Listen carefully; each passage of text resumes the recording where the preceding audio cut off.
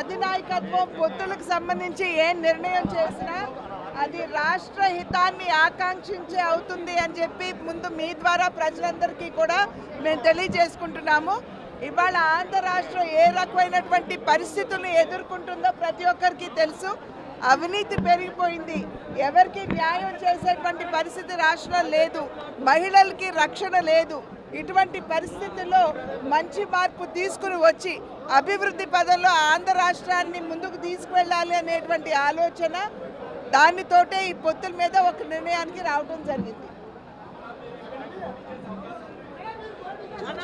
మా నాయకత్వం ఎక్కడి నుండి చేయమంటే అక్కడి నుండి చేస్తానండి.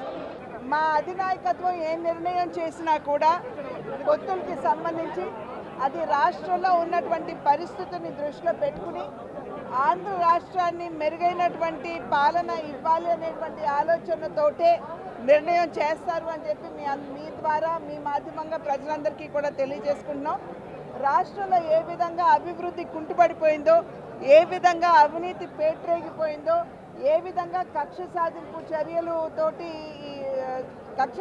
చర్యల్లో ఈ ప్రభుత్వం మునిగి తేలుతుందో, ఏ విధమైనటువంటి విధ్వంసకర పాలన ఈ రాష్ట్రానికి అందించిందో ప్రజలందరికీ తెలుసు.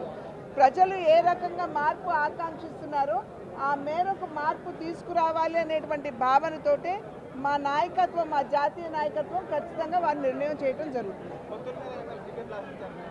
ఎవరు బీజేపీ ఎక్కడి నుండి పోటీ చేయమంటే అక్కడ చేస్తాం. నాకు తెలీదండి, అది ఇంకా చర్చలు జరగాలనుకుంటున్నాను. నాకు తెలీదండి. పోటీ ఎక్కడి నుండి చేయమంటే అక్కడి నుండి చేస్తాం.